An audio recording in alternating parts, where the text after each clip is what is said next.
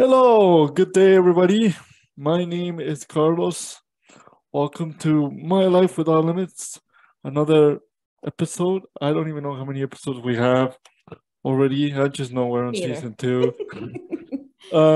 Yeah, no, I think there's more than 11. I don't remember exactly, but I'm very excited. The weather's very nice here in Alberta, Mhm. and so I woke up with a lot of energy. Good. I came early to work this morning, Leah. Oh. Yeah. No, I'm just What's your kidding. point? No, I'm just kidding. I'm just kidding. Leah also came to work very, very good this morning. Not And early, but I made well, it. you work 24 hours, I so do. you do work 24 hours, so we'll give you a leeway. And it's not a joke. She does work 24 hours. I work a lot. So we have to give her a little bit of a leeway. That's right. Myself. But thank you so much for everybody who is listening today. We have 2 wonderful guests today that we're very, very excited. We are both very, very excited, but Leah in particular is very, very excited to introduce these 2 wonderful guests today. And so I'm gonna let Leah, first of all, how are you doing today? I'm good. I'm very good. Thank you. I like to give you a hard time sometimes. So I know. but you are the brain of the podcast, so you have to be introduced. You're the co-host, so that's right. I'm very, very excited to have you again, Leah, here. And Leah, if you can introduce our 2 wonderful guests. I believe they're not from this province either. No. So they might have different weather as well that we do. So if you can introduce them, that'll be fantastic. I'm very excited to introduce them. I discovered them, just saw an article every day. I start my day by Googling keywords for news to share on our social media for Cerebral Palsy Alberta and the podcast. And come across these 2 beautiful girls, and I look into what they're doing and I was like blown away. So emailed them instantly. And one reason why I'm very excited is I like to see, and I don't even know how old they are, but I love seeing the younger generation because I'm in my 40s. So everybody's younger to me, but I feel like the world is in a state right now. And I just get really excited when I see younger generation getting involved and making a change in the world. So I'm going to let them introduce themselves because I will have issues with names. I have a hard time with names. It's the way I am. So girls, if you wouldn't mind just introducing yourselves and just a little bit about, what you're doing in school and just where you're from and all that stuff. Thank you for such a great intro. My name is Shurabi and my name is Swathi, and we are identical twin sisters who started the Twin Tails project. We are currently 19 years old. So young, yes, young. Yeah, and we finished our first year at Western University. And so during the year, we've, started something called the Twin Tails Project. And yeah, so we would be able to take our passions for writing, illustrating, and even healthcare and blend them all together towards publishing a children's book series through the Twin Tails Project. And we started this project to help produce books and serve the youth community through children's book stories, talking about topics of health advocacy and accessibility. Like 19, seriously, like it gives me goosebumps. It does. I love, like, my daughter's 12 and I'm, I see her being, when BLM was happening, she made a sign and she was ready to go protest. And, she's an advocate for the LGBTQ community and all that stuff. And I love seeing that because I think that it's you guys that are going to really help turn around what is happening in this world. So I'm just so impressed. Yeah, I completely agree. I feel that the youth population has a strong say and have so many platforms and outlets to get our ideas out there. And being able to have those opportunities is something that the youth population values, whether that be speaking about topics like the Black Lives Matter protests or even Indigenous rights. I think that having a platform to say it is something that we value a lot. And that's why that's something I even helped us initiate the Twin Tails Project, to help us have that outlet or platform to share these positive values and ideas towards younger children. Yes. And about the vaccine too, which I really liked because I'm active on TikTok. I don't make videos or anything, but I do follow a lot of pro-vaccine, creators, and, involved in some good chats and debates and stuff about the vaccine. And so I'm glad to see that, you guys. And I was like, oh, these books are kind of geared towards kids, but I know an awful lot of adults who should probably read them. Like here, all these kids now that are under 5 getting their vaccines, and there's still a lot of adults that can't seem to do it. So I think that's amazing that you guys are doing that. Your parents must be proud, huh? Thank you. Yeah.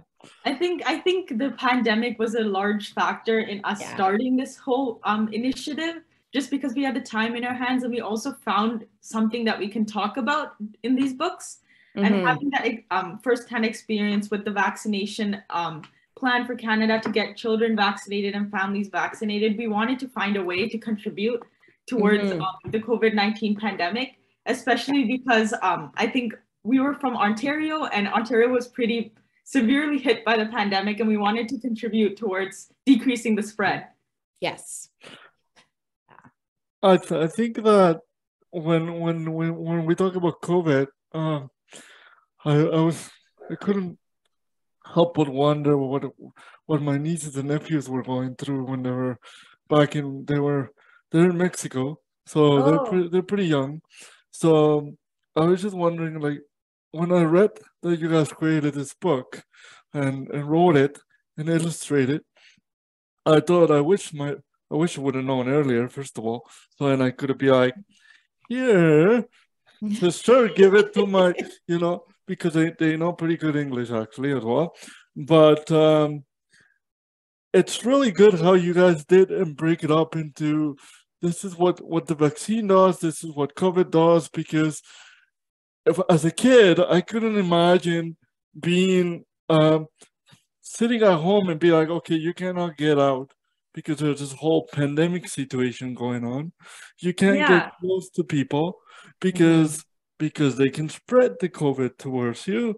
You can't kiss people right now you could, but at that time you couldn't. Right? At that time, there was a point that we couldn't do it, or we asked to avoid it, right? And in fact, that's why I got COVID, because I received it. Anyways, I'm not going to go into that. What?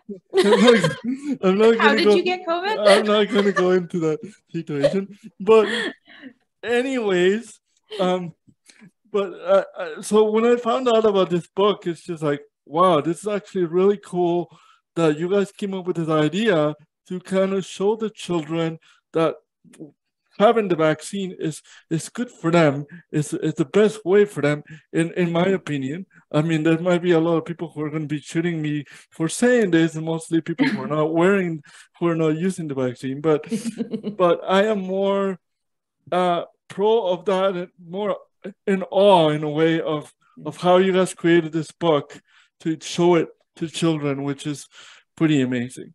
In my opinion. Thank you. I think we actually volunteered at a local vaccine clinic when the vaccine campaign was starting out in our city. Wow. And so we saw a lot of children there, for example, getting their vaccines and I guess accompanying their parents. We also engaged with other children in the community, even some of our relatives as well. And so we knew that a lot of children had almost no idea on why their lives had changed so much. And at a young age, a lot of the times being social is really important.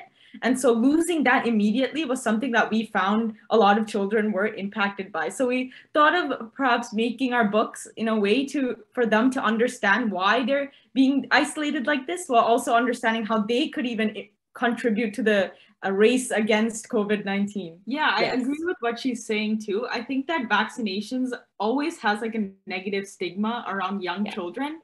Getting a needle is always seen as something that's fearful or not positive in a sense. I think children lack the understanding of why a needle is important and just see it as a needle, but not as a vaccine, and how it can help towards decreasing spread.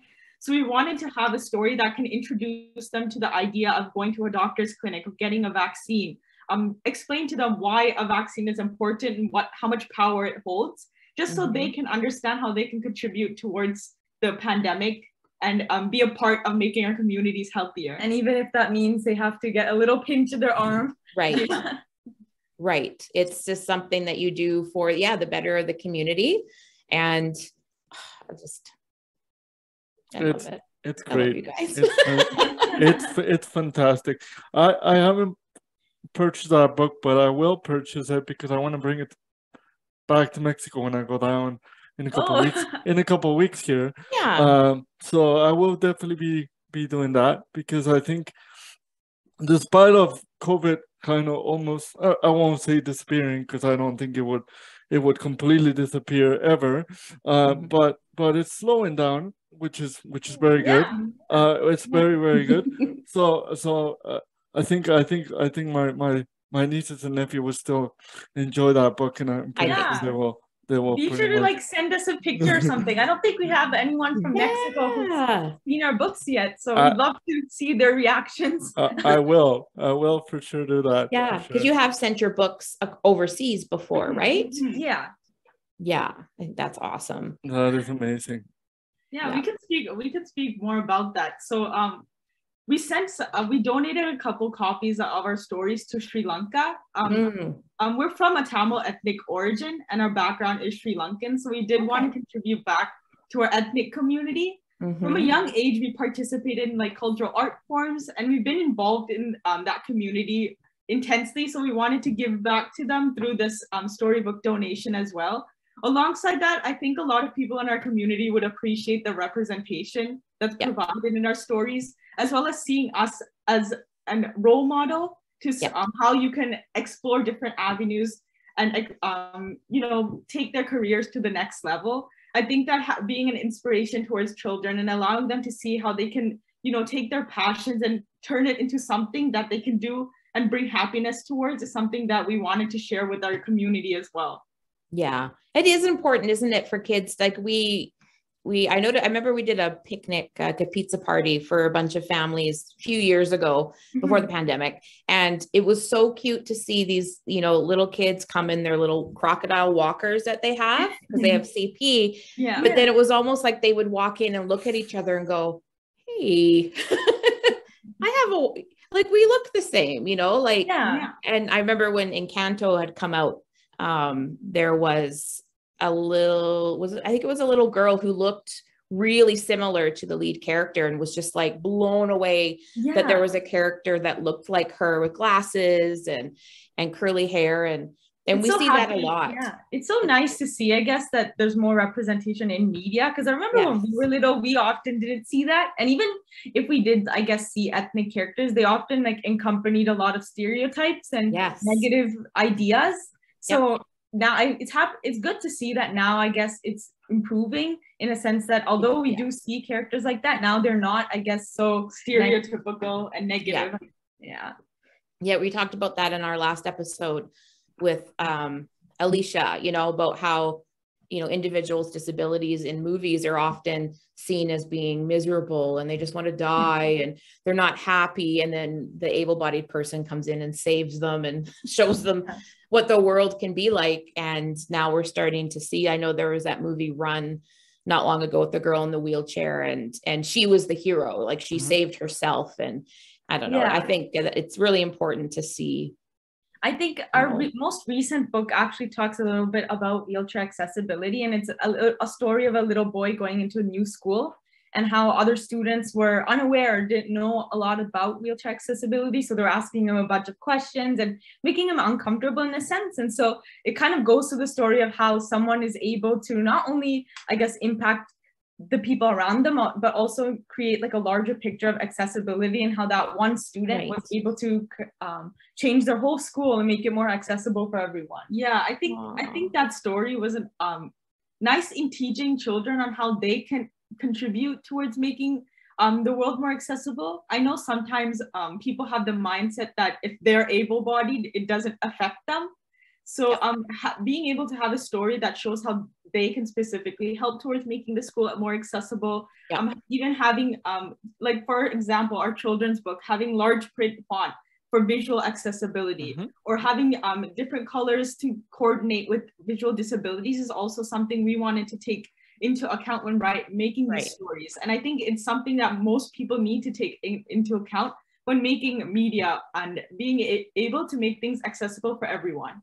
Yeah, it's true. And people need to realize that it's easy. You know, even when I started on our social media, writing descriptions for all of the graphics, at first I was like, okay, I got to remember to do this. And, you know, now it takes all this extra time, but now it's like nothing. Like now it's so simple just to, you know, put image description, and you don't need to be like, at first I used to be like so detailed, but then I've learned now it's like, you don't have to be, you just describe the image that's there. And sometimes I do forget, but it's, you know, it's a habit you have to form, but in the end, it just becomes part of the norm. You know, it's not like, oh, I got to do this and got to do that. It just becomes part of life, the way that it is part of life. Yeah. Part of life.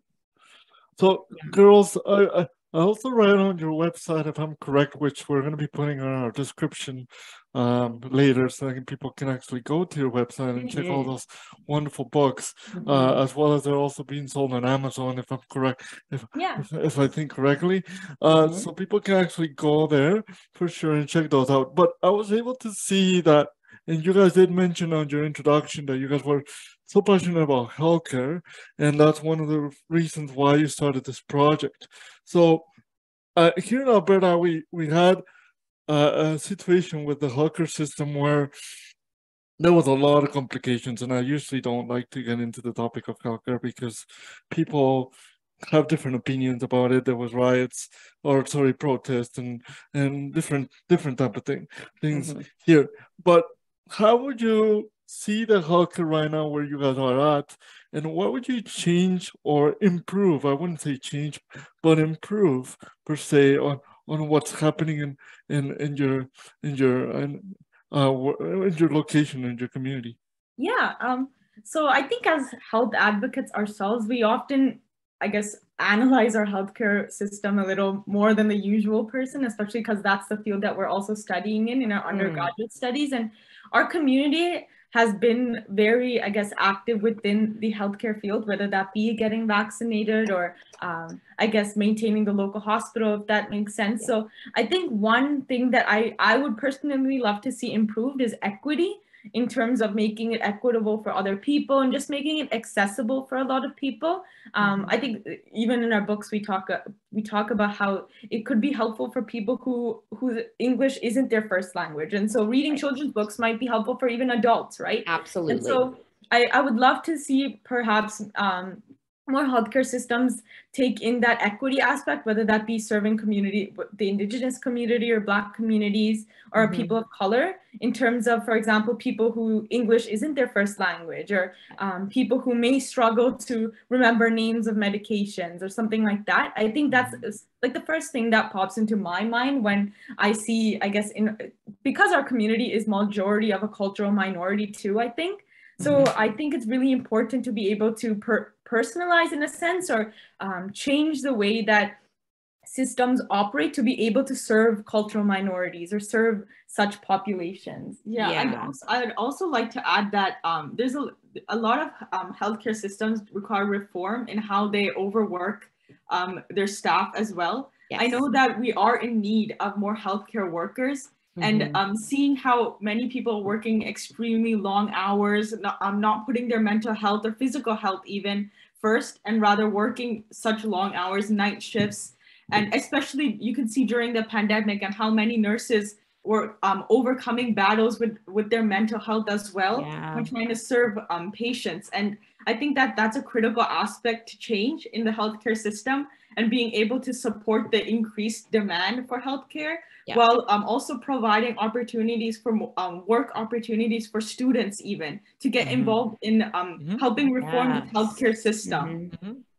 Yeah, exactly. And I was just going to say that it's sad to see, like, you know, people go into healthcare because they have a passion, and it's just sad when things like this happen, and then you know, start to, I don't know, it's not like you hate your job. Well, you do. You start to kind of resent it a little bit. And it's like you go in with this big passion, and then you're working hard, and then you kind of start to lose that. And that's like burnout. Yeah, burnout. That's sad. I think even during the pandemic, again, among the student population, going into healthcare was something that was had increased popularity after many people saw the impact it has on our communities. Yeah. I know during that time, many people wanted to get involved, such as volunteering at a local hospital or getting involved with their education and going into nursing or going into medical sciences. And I see that as something that's positive in a sense. Yeah. And seeing how so many people are willing to contribute towards healthcare, but having a system that requires more people and it requires it's a demanding job, and being able to see people open to accept that is something that's positive in our community as well. Yeah, and I think in terms of, I guess, improving that, knowing that there's such a large population of people that would, I guess, sacrifice, not themselves, but sacrifice certain aspects of their life to be able to serve the community. I think that if more opportunities were created for that demographic, we could surely, I guess, improve our system and make, I guess, release the pain or tension that is within the healthcare system right now. Yeah. So when are you guys running for office? I shall vote. No, I really like the topic on. There's two things that you guys mentioned that I really like, which is equity, and which is also pretty much like what you were saying, this involvement of the students, because I think people like yourselves or the younger generation, as Leah saying, and I mean, Leah is around 40, but she looks 30, and I'm around close to the same amount of age, a little bit younger, but you guys are younger. You guys are 19 years old, and there's so many people behind you who are coming and having the same type of interests, and when it comes to the whole world of equity, is that I believe that the government, well, I don't want to get too much into politics, but there's people that prefer to use the word equality instead of equity, and that's when it comes to communities like in Sri Lanka or like in Mexico or like different communities. We have different needs and different things that we do, and that's why we need to have this equity situation, and mostly in the healthcare system where things could keep changing all the time, right? Things could keep moving all the time. That's my opinion. Yeah, I think so too. And like with kids especially, I love that there's a big focus on that. I love every Thursday I have my Lulu, my little caterpillar Lulu, and that's Lenny, the butterfly, because the butterfly is our symbol for, the organization and cerebral palsy. And so every Thursday we do a kids mental wellness social media post, and then our executive director had those guys made, because Lulu is our mascot. She's a caterpillar. She's very anxious about turning into a butterfly, but Lenny is already a butterfly, so he helps her through all that stuff. So that's I just love it, because with my daughter too, she's got some anxiety and ADHD, so we go through, and it was just funny to learn that I was putting out so much information to help other people, but I was forgetting to take it as well, because you're so busy about everyone else. And do you guys find that too, especially with mental health? Like, do you forget to self-care and look after yourselves because you're so busy with everyone else? I feel like especially during the summertime, that's not really an issue, because we love being outdoors and we love like being with our family and stuff like that. So being home from university, I think that being with our family itself is just self-care. But during the school year, when we do have our academic workloads, there are times where it can get tough, especially during exam season. So I think that we do find it very important to balance our academic workload as well as balance our mental health and make sure that we're staying positive. I know that we always valued that when we were during our education, we always valued having a specific time allotted towards ourselves, regardless of how much our workload might be. We always wanted to be able to take care of ourselves, make sure that our mental health is good, and engage in something that can relax us or soothe us and be a little calming. And I think that our books turned into an outlet of that, maybe. Because, drawing itself, and since we were able to set our own timelines, it wasn't something that invoked any stress or I guess any anxiety. It was something that more or less calmed us down. So I think that's, I guess, a happy thing that came out of our idea. Yeah, especially we did some school workshops with a school in Ontario. And I think that was also a very nice eye opener or stress reliever, to be able to talk with children and engage with that community. It kind of makes yourself a child, and it brings you back to those childhood memories and making yourself feel innocent and curious, I guess. Yeah. That's so true. I do have a curiosity question. So when it comes to writing a children's book, which you guys have done, obviously a few of them, and you guys are twins, do you guys write one chapter each, or is it half chapter each, or do you guys write it together? It's just a curiosity, because I just want to know. I mean, it's a pair of you guys are working together, so I kind of want to know how you guys team up into creating such a great we've been teammates since we were born. Right. Yeah, exactly. I think like we each have our own strengths, so we try to use those when making the books. For example, I think a lot of the graphic design aspects I took on, while she took a lot of the manuscript preparing kind of stuff. And I think that I would say writing is my forte, so I like to engage in writing the story. Of course, she came in and added things. She did half of it, I would say. But I like to that was something that I was taking more lead on towards writing. The illustrations we both like to do, so we did do like half. Some illustrations she did better at, and some characters I like to draw. So we had some differences in that, but overall I think we do make a great team, just because we know our strengths and weaknesses, and we can play along that. Another thing I always like to say is that I can wake her up at midnight and tell her to do anything, because I'm always with her. And I know her schedule. I know her schedules. I know what she'll be doing. So that's something that's a plus towards working on these books, just because we can adjust for each other and be able to use our strengths. I don't have to wait for a reply. I could just go to her room and ask her if I need anything. So well, and you guys, and even the way you guys are talking, it's almost like when it's time to not say something, and then you say something. It's like you guys are just very well in sync. So what's different about you two from each other's? Is there something that one does for their downtime that the other one doesn't? I feel like that's actually a hard question. No one's really asked us what our differences are. Maybe like even if they do, they often ask what are your differences, so I can tell. And we usually tell them, okay, like she has a mole on her face here. Oh, right. Yeah. Or our glasses are a little bit different. But I think in terms of our interests, I'd say that I do see like a little difference in how we work. She's more, I guess, a little more I would say creative than I am. I'm a lot more logical thinking, so I like holding a lot of the logistics part of the organization in terms of managing the emails and all of that type of stuff, while my sister is more creative in the sense that she does a lot of the art producing social media type. So there is I guess a bit differences. I mean, we have different favorite foods and stuff. Yeah. Like I don't have a twin, but for me, it's like I'm with somebody for too long. I'm like, I can't, I need to be alone. Like, I know you guys don't know any different because this has been your life. And I don't know any different. A lot of people ask if we get tired of each other, and I'm just like, I don't know any other way, without being with her. So for me, it's normal. I assume for people who don't have a twin, though, it might be exhausting being with someone all the time. But for us, it's kind of like our nature. Well, exactly. I asked my grandma once about cows. I was like, they look so bored. They just stand there. And she's like, but they don't know any different. So they are fine. I was like, oh yeah, that makes sense. I always remember that, for people, it's like when you don't know any different, it's, my daughter always asks how I survived without the internet and phones. And I said, well, I didn't know any different. So it's like, I don't know.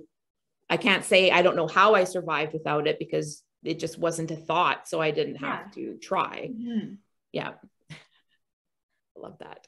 But I love how the pandemic, you guys found a bright side of it, even with us as an organization, we, started virtual programs, and so we started and the podcast even came out of, kind of the pandemic, wanting to connect with people and tell stories. And it's like, we were able to find the bright side of a new normal or whatever they want to call it.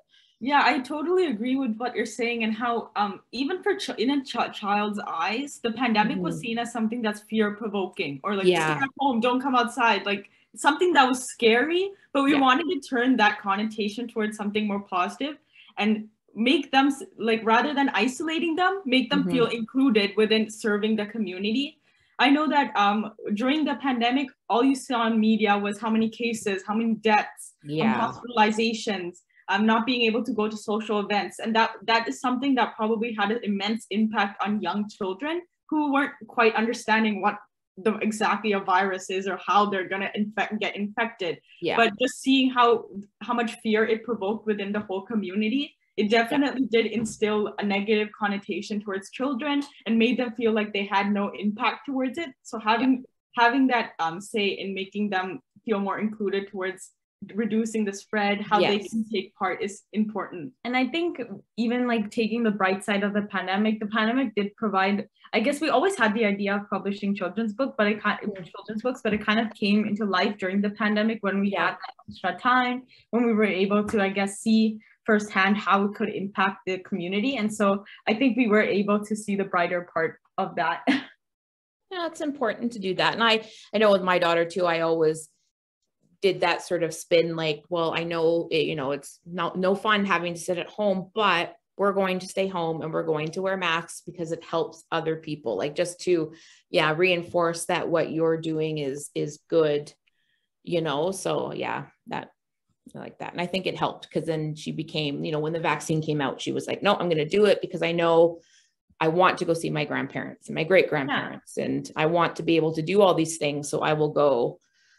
And we're so lucky to even have that choice, in the sense that totally. we were able to, evaluate how it would impact our lives and be able to create choices for our own healthcare, which I know a lot of people, for example, might not have in other parts of around the world. So I think it's so important that we, I guess, not capitalize, but also have that we have that privilege. And so we were able to use that for the better of other people. Yeah, that's so true. I like that. And I just having it come from a young mind, I just love it. Well, and it's very inspirational because honestly, like people like myself who has been trying to write or finishing writing a book for probably 6-7 years now, right? I'm way older than you guys. At the age of 19, at the age of your guys' age, I was thinking about, what am I gonna do living in Canada by myself, right? So it's a different experience, but it's a different way of seeing how people, with whether you're young, 19, 20, 18, 17, if you're created to create a book or to write a book or to write a story and you're passionate about it, you can do it. And if you're passionate about helping the community, be out there for the community, you can do it. Doesn't matter what age you have, right? So I think with social media too, there's so many ways that people can get involved and so many things that people can learn just by using like YouTube or using social media itself. And so I think that it's provided such a big outlet for people to be able to serve their community and even see the inequalities or inequities around their community and find ways to, I guess, mitigate those as well. Yes. Yeah, that's so true. That's using it the right way. Because I know, spending 24 hours a day on social media, sometimes I'm like, I can't anymore. Like, especially when things are not going so great, it's hard to see the negativity, but then just having to remember that, nope, I'm doing this because at the end of the day, you do spend 24 hours putting the good stuff out there. Yeah, almost. Not while I'm sleeping, but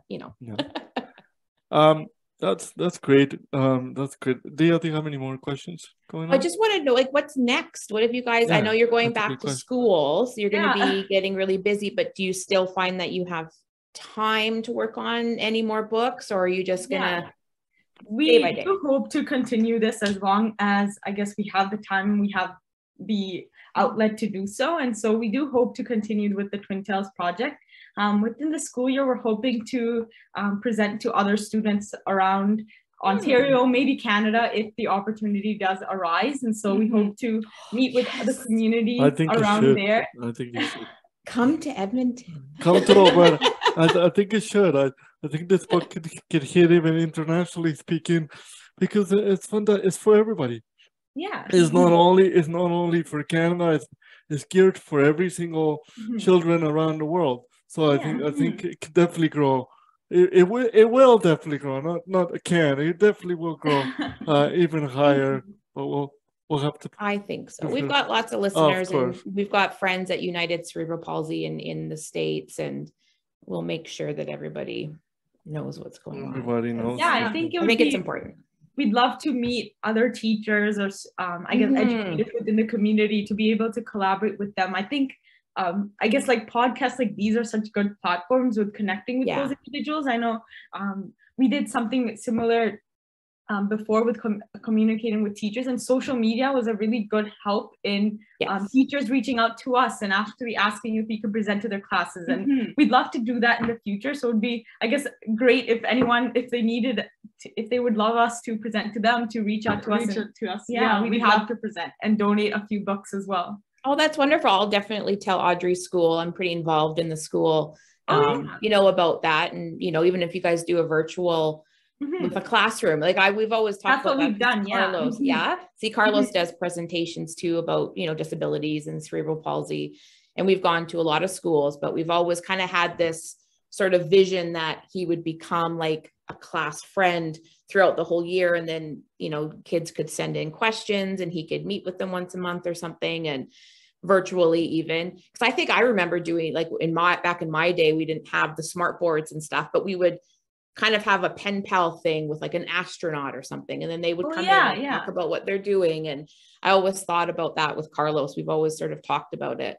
Yeah, we did the virtual workshops with, I think, 3 classes too. And they were honestly very, I know in-person workshops right now is still a little iffy with the COVID situation, but virtual workshops were just as effective, I would say. Like, a lot of kids were so engaging, and they came up to the projector and the mic themselves and asked us so many questions, and we're just so excited to, I guess, meet us. So, you know, I'd love to do the same for more children out there, you know. And mostly because some of them, they can relate to the characters that are on the book, right? And that's the best part of writing a children's book, because they can relate to that.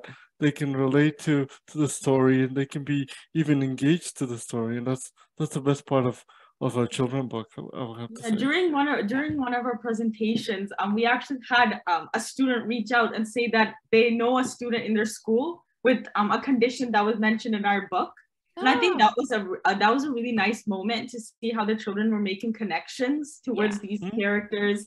Finding how the characters look like them, and saying that, oh, I know a person that looks like him. I would love to share this book with them. And seeing that engagement is something that enlightens us to continue doing this. That's awesome. Yes. Oh, that's great. Yeah, Carlos always, when he goes to classes with younger kids, he always takes a different book. So we're glad to start collecting books now from people that we're meeting to go take into the schools and read, once we can get back to that, which hopefully soon. Very soon. You know, this year very soon. Sometime. Yes. Good. So, life without limits. That is our, you know, thing. That's why we do this podcast, is we're exploring the term life without limits and what it means to everybody. So could each of you tell us what life without limits means to you, and if you feel that you live a life without limits?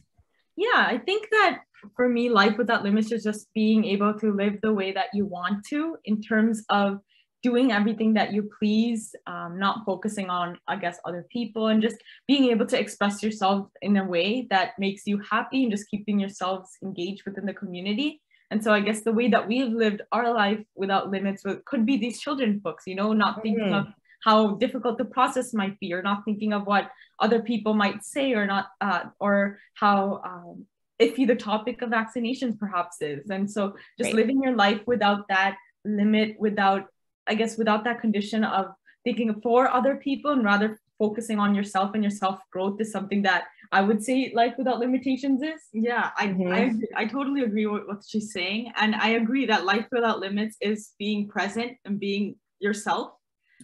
Being able to express yourself how you'd like, building a career for you, building building your self-esteem and confidence to represent yourself in society and portray yourself as how you want to be is something that I think Life Without Limits is accentuating. And I also want to add too that it's also not about yourself too. It's kind of decreasing the limitations for other people as well. So their lives could be lived without limitations that they can't control.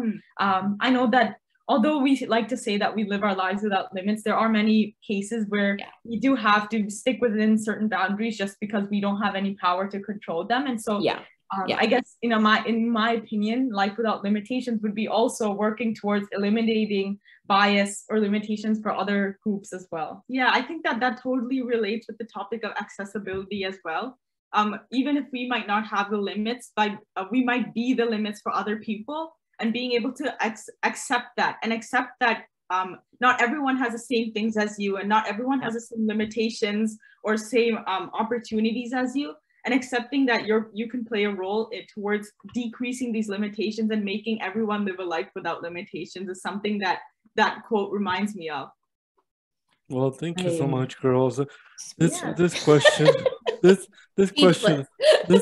always gives us goosebumps to both of us, because there's always a different answer from every single guest that we had, and you guys' answer is just mind blowing, because it's something that I didn't thought about, and yes, it's every single time we ask that question. That's why we kept this question, and we like to do it. It's not because our name is out there and we say My Life Without Limits podcast, but we because we could remove that question and not even ask it, but we ask that question because it's so powerful, in my opinion, from every single guest that we have. Every single guest has a point and something powerful to say regarding that actual question.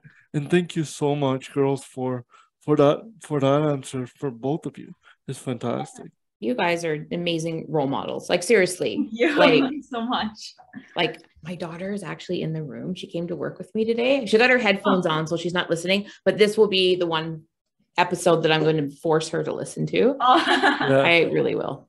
Yeah. That's sweet. She does have her daughter, and they look very much alike. They're pretty much like really. Like twins, but we do. So I guess maybe I do know what it's like to live with a twin, because I tell you everything she does, and I see it's like I'm like, oh yeah, that's me. I did that when I was younger, right? Yeah. That was you. Okay. Yep. Well, thank you, girls. Exactly. Thank you so much for incredible work, for being here. Thank you so much for the incredible work you do. Thank you so much for everything, and for all the great books you guys have. Seriously, if you guys are listening, which I hope you guys listen, all of our guests, you guys should go to this wonderful website to connect with these wonderful girls. They have done fantastic book series on accessibility, on healthcare, on a whole bunch of different topics that you guys will enjoy. And if you do not want to go to the website, please do, and go to Amazon, or go to Amazon and look for the books there. And it will be really good for your teachers, for your educators, from everyone around the world. You should definitely look at this, because they are pretty fantastic. All the info will be in the show notes. We'll make sure people can go directly to. Oh, that's great. I guess I want to thank you guys too for inviting us to be able to speak on your show and giving us a platform to be able to share our ideas as well. We'd love to meet some of your community as well, whether that be through our website or through our social media. So thank you so much for giving us that platform and opening us up to, I guess, a whole new community of individuals.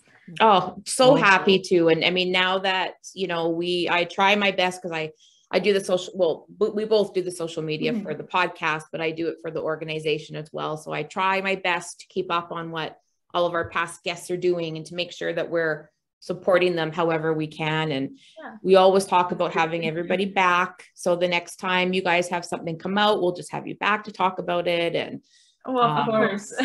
We're friends for life, definitely. For sure. For sure. And before I let you guys go, or like, obviously we don't want to let you guys go. We want to do 2 more hours of this, but I know. Time is limitation. But would you be able to let our audience know where can they find you guys, your website, your social media, your Facebook, your Instagram, whichever way you're connected to your new fans and your fans already that you already have.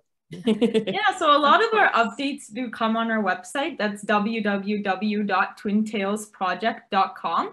And we also have an Instagram page where we like to post updates as well, and that's at Twin Tails Project. So you can find us there, or be able to reach out to our email as well. That's on our website. You can also find our books on Amazon if you search up our names, Swathi or Shurabi, and you'll be able to find our books through there or through our website as well. Oh, thank you for saying your names, because I was going to ask you guys, how would you say your names? Because I know.